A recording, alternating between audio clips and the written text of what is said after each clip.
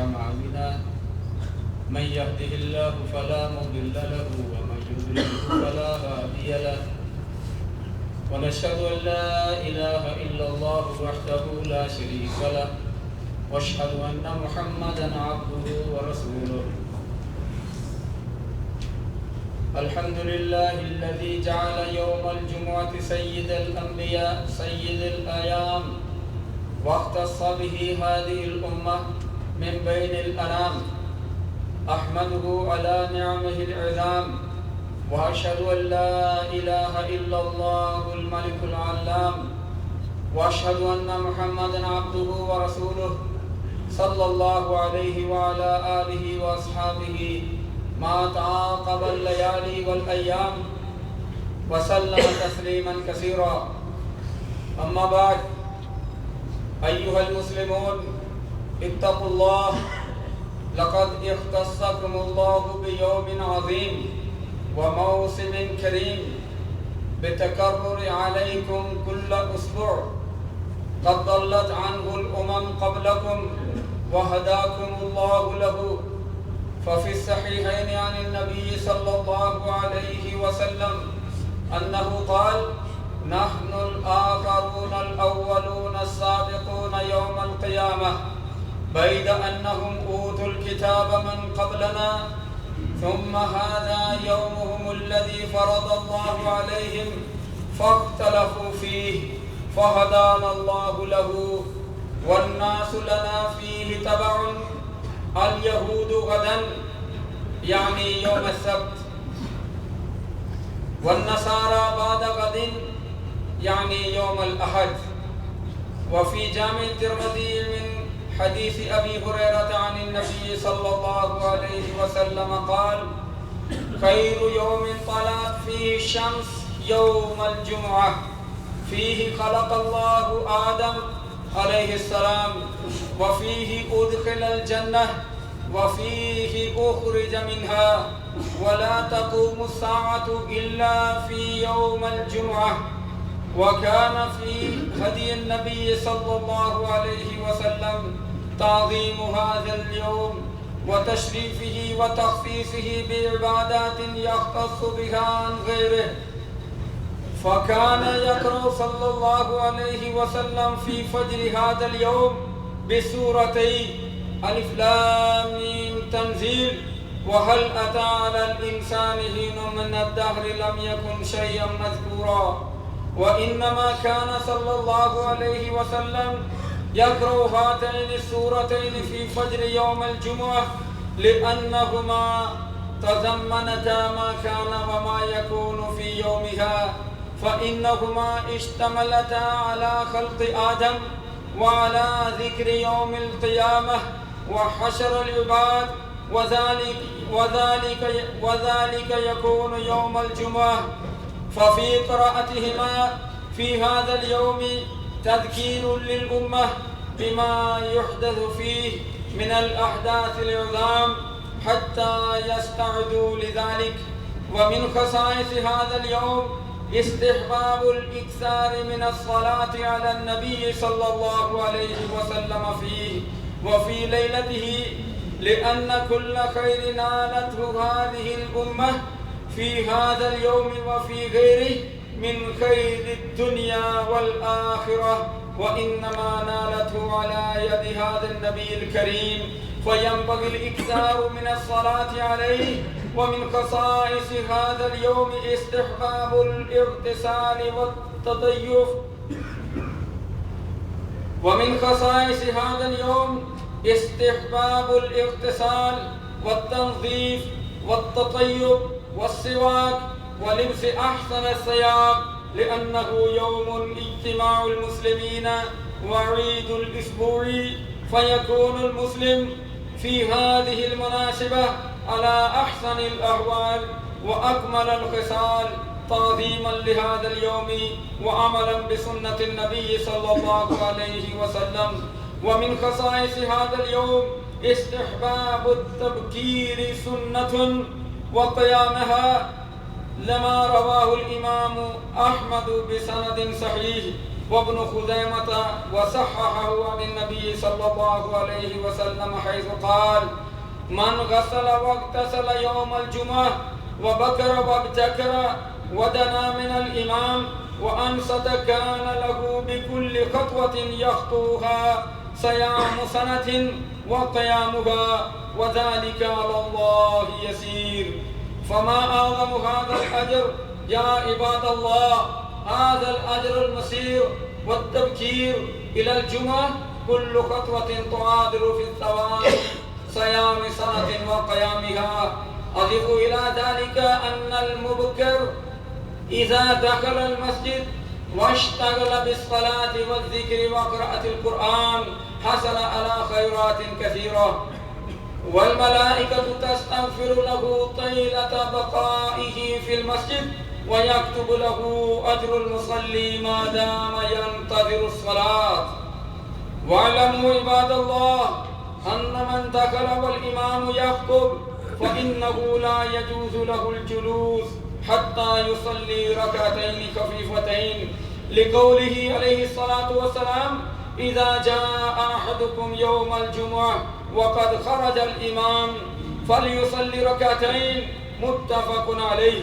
وزاد مسلم: وليتجود فيهما، يعني مختصرا ما يطول في هذه الركعتين. ومن خصائص يوم الجمعة صلاة الجمعة التي هي من آكد فرائض الإسلام ومن أعظم مجالس المسلمين، ومن تركها تهاونا بها طبع الله على قلبه، ومن صلاها وحافظ عليها كفرت عنه من الذنوب الصغائر ما بينها وبين الجمعة الأخرى. وأما الذنوب الكبائر فلا تكفر إلا بالتوبة منها.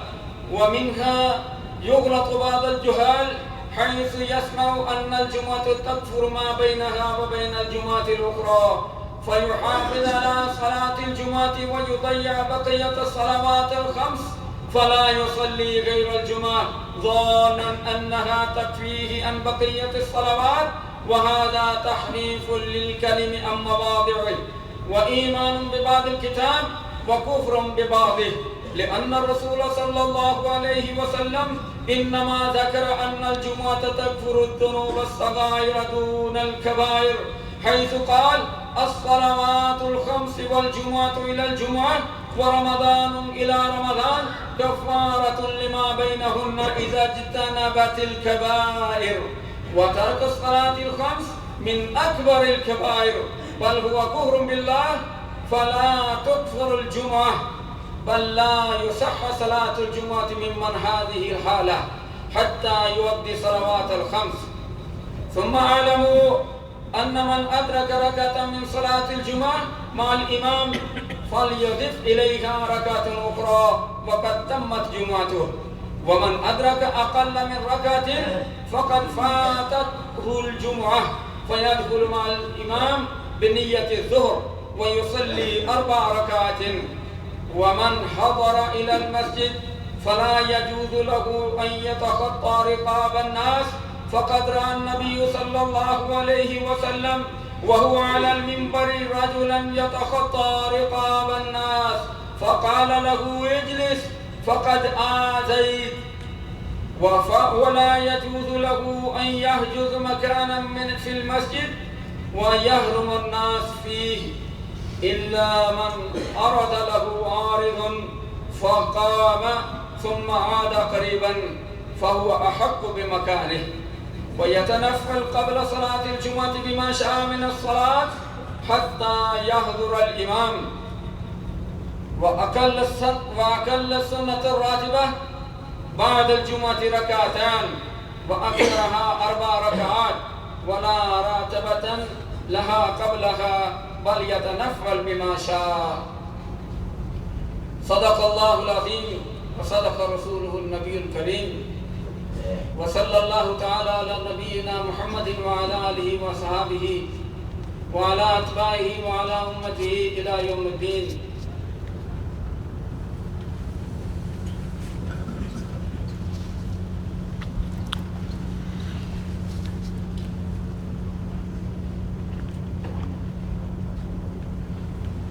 الحمد لله الذي جعل يوم الجمعة سيد الأيام واختص به هذه الأمة من بين الأنام، أحمده على نعمه العظام، وأشهد أن لا إله إلا الله الملك العظام، وأشهد أن محمدا عبده ورسوله، وصلى الله عليه وعلى آله وصحابه أجمعين. أما بعد، قال الله جل وعلا: إذا نودي للصلاة من يوم الجمعة فاسعوا إلى ذكر الله وذروا البيع.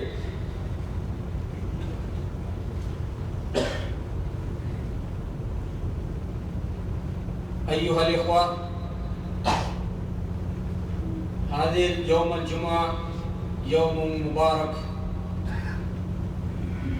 وقد كرمنا الله سبحانه وتعالى لحضور الجمعة،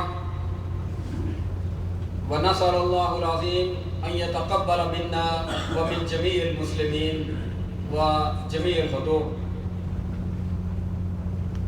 أول الخطبة إن شاء الله يكون بالعربية كما أنا أخطب الآن، وخطبة الثانية للجالية الأردية. خطبة الثانية إن شاء الله يكون بلسان الأردو لكي يفهم الناس ويعمل بها إن شاء الله. اللہ تعالیٰ کی حمد و ثنا اور رسول اکرم صلی اللہ علیہ وآلہ وسلم کی ذات گرامی پر بے شمار درود و سلام کے بعد جمعے کا آغاز کیا گیا ہے. یہ میرا پہلا جمعہ ہے جو میں نے ابھی خطبہ دیا ہے، تو تمام حاضرین کو یہ میں بتا دینا چاہتا ہوں کہ میری ڈیوٹی جو لگی ہے وہ یہ ہے کہ پہلا جمعہ کا خطبہ جو ہے وہ عربی میں ہوا کرے گا جس طرح میں نے ابھی خطبہ دیا ہے، اور دوسرا خطبہ انشاءاللہ اردو میں ہوا کرے گا تاکہ اردو سمجھنے والے لوگ اچھی طرح اس کو سمجھ سکیں. تو آج کا خطبہ میں نے جمعے کی مناسبت سے جمعہ کے موضوع پر ہی دیا ہے کہ جمعہ کے دن کی کیا اہمیت ہے اور جمعہ کے دن کی کیا فضیلت ہے، اور جو شخص جمعہ پڑھتا ہے اس کو اللہ تعالیٰ کتنا اجر و ثواب سے نوازتے ہیں، اور جو شخص جمعے سے محروم رہ جاتا ہے اس کو کتنا عقاب ہوتا ہے، اور کتنی اللہ اور اس کے رسول صلی اللہ علیہ وسلم نے اس کے لیے وعید سنائی ہے، اور کتنی ڈانٹ ڈپٹ اس کے لیے ہے، اور کتنا اللہ تعالیٰ کی رحمتوں سے وہ شخص محروم رہ جاتا ہے. تو اب میں اپنے مضمون کو شروع کرتا ہوں. جمعے کا دن وہ مبارک جمعہ ہے، دن ہے کہ جو پہلی امتوں کو نصیب نہیں ہوا. رسول اکرم صلی اللہ علیہ وآلہ وسلم کی امت جس طرح تمام امتوں سے اعلیٰ اور افضل اور بہتر اور برتر ہے، اسی طرح جو کتاب قرآن مجید رسول اکرم صلی اللہ علیہ وآلہ وسلم کی ذات گرامی پر اللہ تعالیٰ نے نازل کی وہ تمام پہلی کتابوں سے افضل اور اعلیٰ ہے. اسی طرح عبادت کے لیے جو جمعے کا دن اللہ نے مقرر کیا ہے امت محمدیہ کے لیے، یہ تمام دوسرے دنوں سے افضل اور اعلیٰ ہے، اس میں کوئی شک نہیں. اور پھر رسول اکرم صلی اللہ علیہ وآلہ وسلم نے اس دن کے فضائل بیان کرتے ہوئے ارشاد فرمایا کہ یہ وہ مبارک دن ہے جس دن اللہ تعالیٰ نے تمہارے بابا آدم علیہ السلام کو اپنے ہاتھوں سے بنایا، اپنے ہاتھوں سے تخلیق فرمایا. آدم علیہ السلام کی تخلیق اسی دن مارد وجود میں آئی، جمعے کے دن. اور پھر فرمایا کہ جنت سے نکالے گئے تو جمعے کے دن ہی نکالے گئے. پھر فرمایا کہ حشر کا دن، قیامت کا دن جب برپا ہوگا تو اسی دن ہی اللہ تعالیٰ قیامت کو اور حشر نشر کو برپا کرے گا، جمعے کے دن. یہ جمعہ دوسرے دنوں سے افضل اور اعلیٰ اتنا ہے کہ دوسری حدیث میں ابو داؤد کی حدیث جو ابھی میں نے عربی خطبہ میں بھی پڑھ کر سنائی ہے کہ رسول اکرم صلی اللہ علیہ وسلم نے ارشاد فرمایا کہ جن دنوں میں سورج طلوع ہوتا ہے ان دنوں میں کوئی بھی دن ایسا نہیں جو جمعے کے دن سے افضل. یعنی دن ہر دن سورج آتا ہے نا، ہفتے کو بھی، اتوار کو بھی، سوموار کو بھی، ہر دن سورج نکلتا ہے، لیکن جمعے کا دن وہ دن ہے کہ جس دن سورج نکلتا ہے ان دنوں میں سے کوئی بھی دن جمعے کے دن سے افضل نہیں ہے. یعنی یہ سید الایام ہے، دنوں کا سردار ہے. جس طرح رسول اللہ سردار الانبیاء ہیں، اسی طرح رمضان کا مہینہ تمام مہینوں کا سردار ہے، اسی طرح جمعے کا دن تمام دنوں کا سردار ہے، اور یہ امت محمدیہ کے حصے میں آیا ہے. رسول اکرم صلی اللہ علیہ وسلم نے ارشاد فرمایا، جو شخص اس دن صبح سویرے اٹھتا ہے، جمعہ پڑھنے کی نیت کرتا ہے، نہاتا دھوتا ہے، اچھا لباس پہنتا ہے، اچھی خوشبو جو اس کو میسر ہوتی ہے اس کی استطاعت کے مطابق، اس کی طاقت کے مطابق جو اچھی سے اچھی خوشبو وہ رکھتا ہے گھر میں، وہ جمعے کے دن لگاتا ہے، اور پھر وضو کرتا ہے، با وضو ہو کر مسجد کی طرف پیدل چل نکلتا ہے، تو مسند احمد میں صحیح حدیث ہے کہ جب وہ ایک قدم اٹھاتا ہے، دوسرا قدم رکھتا ہے، پھر قدم اٹھاتا ہے، اگلا قدم رکھتا ہے، مسجد کی طرف آ رہا ہے، تو ہر قدم کے بدلے 1 سال کے اس کے گناہ معاف ہو جاتے ہیں. سبحان اللہ. پھر فرمایا کہ 1 سال کے روزوں کا ثواب اللہ تعالیٰ اسے عطا فرما دیتے ہیں. یہ صحیح حدیث صحیح مسند احمد میں موجود ہے، ابھی جو میں نے پڑھ کر آپ کو سنائی. اور پھر اس کے لیے شرط یہ ہے کہ وہ مسجد میں جب داخل ہو جاتا ہے تو چپ کر کے خطبہ جمعے کا وہ سنتا ہے، کسی کو تکلیف نہیں دیتا ہے، کسی کو تکلیف نہیں. مسجد میں آ کر آپ کہیں گے یہ حیرانگی کی بات ہے، کیا تکلیف کسی کو دینی ہے کسی نے، اور کیا تکلیف کسی سے پانی ہے کسی نے. بھائی میرے بھائی، یہ 2 قسم کی تکلیف ہوتی ہے. جب جمعہ پڑھنے کے لیے، خطبہ سننے کے لیے مسجد میں جب مومن مسلمان شخص بیٹھ جاتا ہے، 2 وجہ سے اس کو تکلیف پہنچتی ہے. آپ ان 2 وجہوں کا خیال رکھا کریں. ایک تو تکلیف یہ پہنچتی ہے کہ آنے والا بعد میں آتا ہے اور ان کی گردنیں اور سر پھلانگتا آگے جانے کی کوشش کرتا ہے. تو یہ جو بیچارے پہلے آ کر بیٹھے ہوئے ہیں ان کو تکلیف ہوتی ہے کہ نہیں ہوتی؟ یہ تکلیف ہے. اور صاف فرمایا کہ جو بعد میں آئے وہ لوگوں کی گردنیں پھلانگ کر آگے آنے کی کوشش مت کرے، جہاں اس کو جگہ ملتی ہے وہاں چپ کر کے بیٹھ جائے. اور دوسری تکلیف یہ ہے کہ ایک شخص بالکل جمعہ پڑھ رہا ہے اور سن رہا ہے جمعے کا خطبہ، مسائل جمعے کے سن رہا ہے وہ، اور پاس ہی 2 آدمی بیٹھ کے گپیں لگائیں، باتیں کریں. اچھا ابھی کل کہاں گئے تھے؟ کل میں نے آپ کو فتح میں دیکھا تھا. ایسی ہی فضول حرکتیں، فضول باتیں جو بعد میں بھی کی جا سکتی ہیں، جو پہلے بھی کی جا سکتی. اس کے لیے ضروری نہیں کہ نہا دھو کے وضو کر کے مسجد میں آ کر بیٹھا جائے اور خطبے کے دوران ہی ایک دوسرے کو پوچھا جائے، یہ تو ضروری ہے. اس سے بھی تکلیف پہنچتی ہے. رسول اکرم صلی اللہ علیہ وسلم نے فرمایا کہ ایک جمعہ جو پڑھ لیتا ہے دوسرے جمعے تک اس کے جتنے گناہ ہوتے ہیں اللہ تعالیٰ سارے معاف فرما دے گا. لیکن اس شخص کے گناہ معاف نہیں ہوتے جو جمعے کے دوران آ کر مسجد میں لغو بات کرے.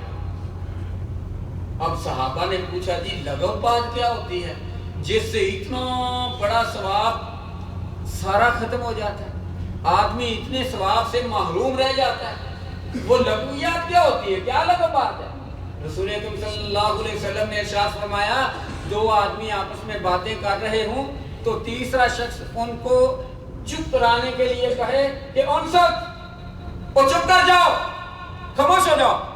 جس نے یہ کہا نا کہ خاموش ہو جاؤ، اس نے بھی لغو بات کی، اس نے بھی لغو بات کی.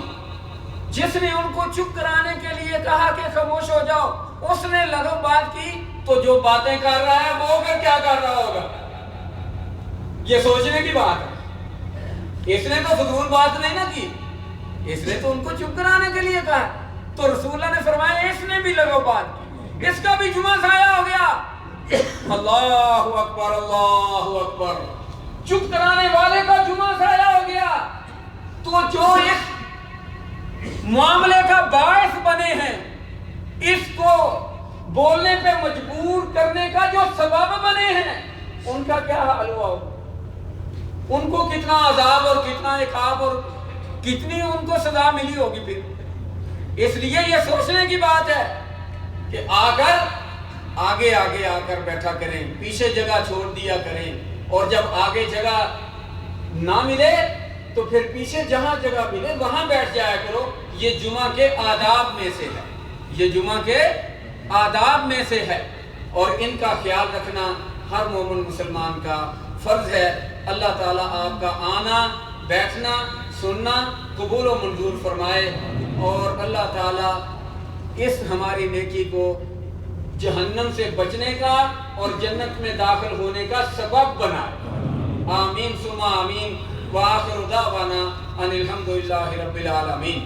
ایک بات میں اور کہنا چاہتا ہوں، میں آپ کے لیے ہی ادھر میری ڈیوٹی لگی ہے کہ آپ لوگوں کو دین کے مسائل، اسلام کے مسائل، کتاب اور سنت کے مطابق، قرآن اور حدیث کے مطابق، اللہ تعالیٰ اور اس کے رسول کے احکامات اور ان کے فرامین کے مطابق آپ کو سمجھاؤں، یہ میری ڈیوٹی لگی ہے۔ صحیح ڈیوٹی اس وقت ہوگی جب آپ کو کسی مسئلے کی ضرورت ہو میرے بھائی، تو آپ لکھ کر لے آیا کریں، اور یہاں جو امام ہیں یہ ذیشان صاحب، سید ذیشان امام صاحب ہیں اس مسجد کے، ان کو آپ دیتا رہے کریں، سارا جمعہ دیتے رہیں آپ۔ مسائل جو بھی آپ کو درپیش ہوں وہ چٹ لکھ کر، ایک رکا لکھ کر ان کو دے دیا کریں، وہ اس کے اوپر نمبر لگا لیں گے کہ یہ پہلے آیا ہے نمبر 1، یہ 2 آیا ہے نمبر 2، یہ تیسرے نمبر پہ آیا ہے، وہ ایک